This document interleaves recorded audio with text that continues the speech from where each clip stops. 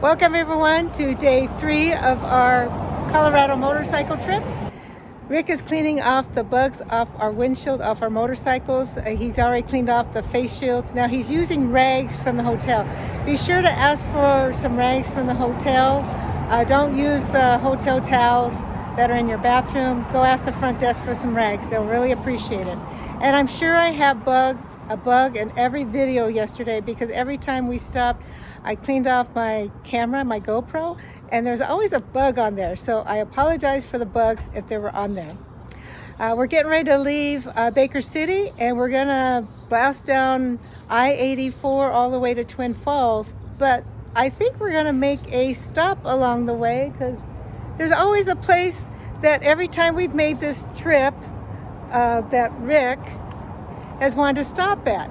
Well, this time, looks like we'll have enough time to enjoy the ride a little bit more. So we're going to stop in Nampa, Idaho, at the Warhawk Air Museum. And it's a place I've seen. They have a billboard there. I've always wanted to stop by. So this time we're actually going to do it. Yes, every time we've done many road trips down I-84, and every time we always drive by there like, oh, we should stop there. So Rick says, today's the day. Yeah. Today's the day. Today's the day, fine. So it should be a beautiful sunny day, so let's ride.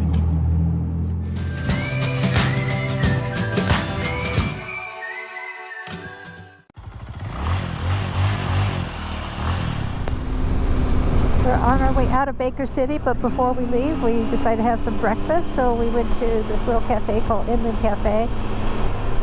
And it was really good. Really enjoyed our breakfast. Highly recommended if you're in the Baker City area. I had what they call their mini breakfast, which is 1 egg, a piece of toast, some home fries, and bacon. That was going to be 1 piece of bacon, but they gave me 2. And the home fries were good. Let me grab my visor there. And the bread was homemade bread. I'm not sure where they get their bread from, but that was definitely homemade bread. Get the mountains, sweetie. I know, but I can't really look that way far enough to see the snow in the mountains. So sorry. And Rick doesn't have his 360 camera. I don't have my 360 and I can't on turn right my now. head far enough to go see. He wants me to look at the mountains, but I can't turn my head far enough to see him. So way back to breakfast. Rick had the pancake, 1 egg, and bacon, and the pancake came with Marionberry syrup, which was very delicious. And the pancake actually also tasted like it was homemade from scratch versus from a mix.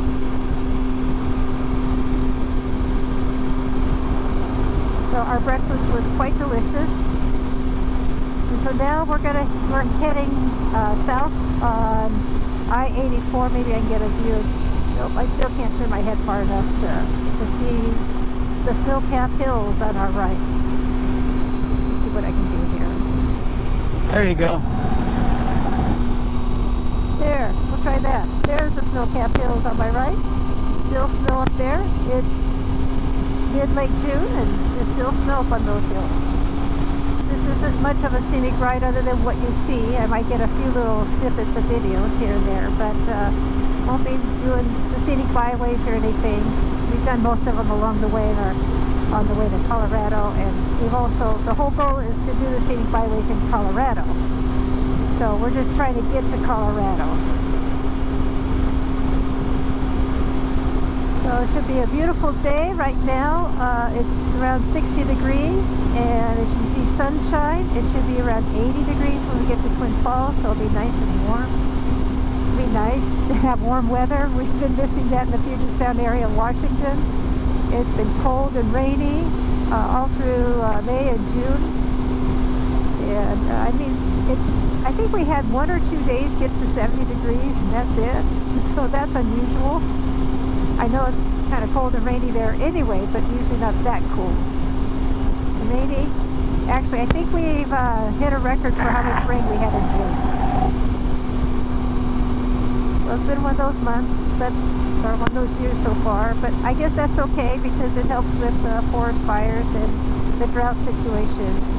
So we won't complain. Also, there's a lot more snow in the hills or the mountains and Cascades and the mountains. And so a lot more snow melt, which will help the rivers and again help with the drought and forest fires. Well, it's a good thing, yeah, because it's a good thing that it's wetter over here because they've had such severe drought conditions, especially last summer, and hopefully it'll quell the wildfires a little bit. Yeah, last year they had the heat dome, but as you can see, it's pretty green out here. And typically it would be pretty kind of brown. The ground would be more brown, more dried up, but right now it's really green. So it's really pretty. Usually it's only green like this in May, and by June it's looking pretty brown, but it's still green. So I put on my cruise control. It is so nice. Look at these old buildings on my right. Yeah. Yes, cruise control. I can take my right hand and take it off. There it is, up there. So I can rest my right hand. It's still really beautiful country around here, especially when it's still green.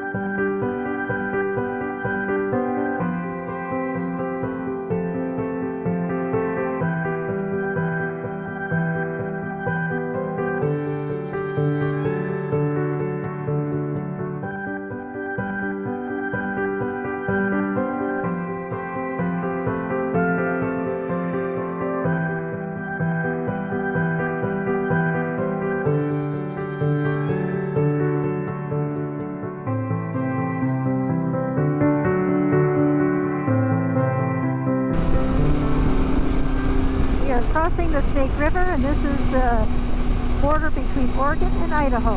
So we are leaving Oregon, and welcome to Idaho. This is our third state that we're going to be in.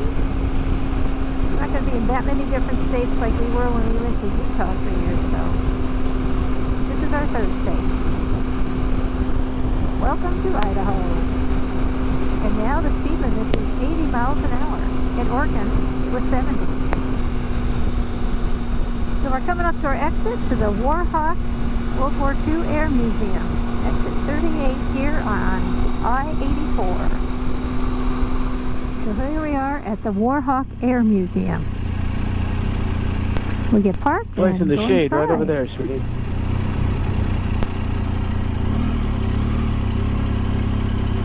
See if we can find a place we can park and get a picture of our motorcycles and the building.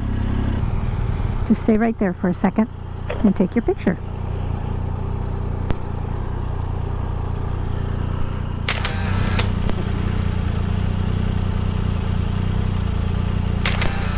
Time to go get parked.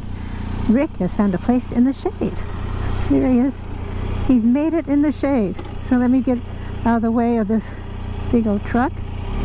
He's gonna go park right there, okay? Let's get ourselves right here in the shade. Well, this was a great museum to come visit. The Warhawk Air Museum.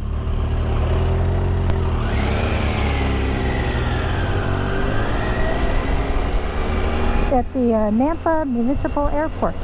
It was great. I had so much information in there, so much stuff. You need to come back a few times to see what's all in there. I gotta close my visor. But there's so much to see. It's worth going to, and it's worth going to. I have to go back because there's way too much to take in. Yep, there is just too much. Yeah, what was nice is they have a lot of personal things from other people, other collectors who are collecting items during various world wars. They have things there from World War I all the way up to, I think, do they have anything from Desert Storm? I'm not sure, but I know all the way through Vietnam. Anyway, you'll have to come check it out and see what they have, because they have a lot. So off to lunch here in Nampa to a restaurant called Cafe de Coco. Well, that was a great lunch there at Cafe de Coco. It was a nice find here in Nampa, Idaho. So I highly recommend, if you're in the Boise area, to come to Nampa, come downtown. It's like a cute little town. Got to close my visor here. And have lunch at Cafe de Coco. So onward, we're going to get back onto I-84 and head to Twin Falls. Alright, so here's our exit to Twin Falls, and we'll go find our hotel. Holy moly! Oh, look at that. We got a backup here. Something's all the way into town. Alright, so something's going on here getting into town. So, well, we'll see you when we get through the backup, because there's a slowdown. I thought I was going to get a video of the scenic overlook, but, well, this is canyon we're going across. It's pretty down there. Oh, and I'm sure that's probably the Snake River, right? I didn't look at the sign to see what river that is down there. But I think it is the Snake River. Yes. Right, it is the Snake River.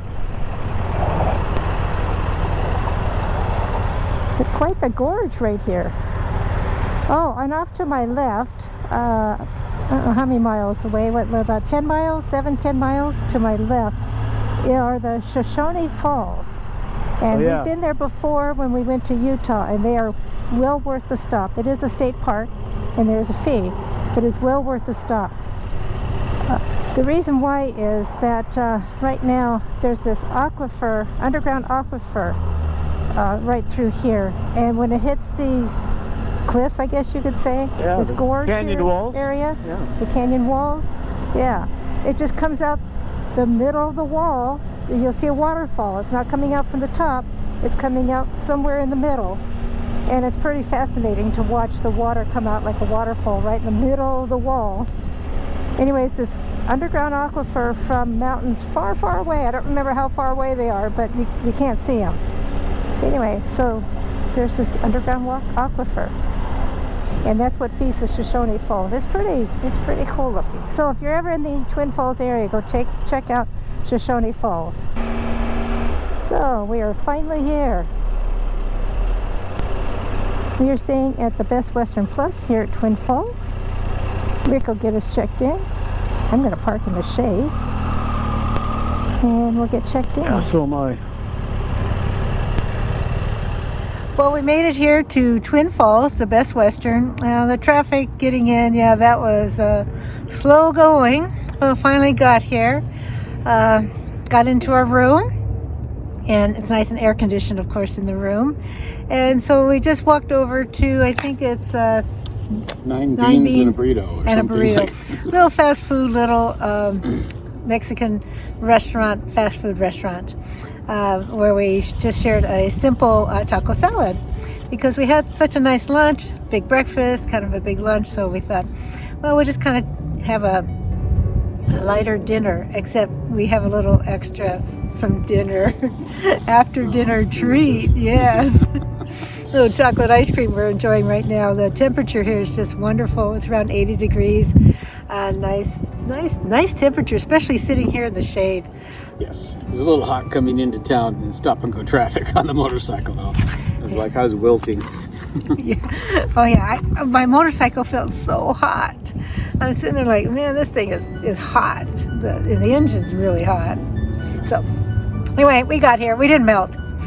So, we probably got rid of our web feet from the Puget Sound area with all the rain.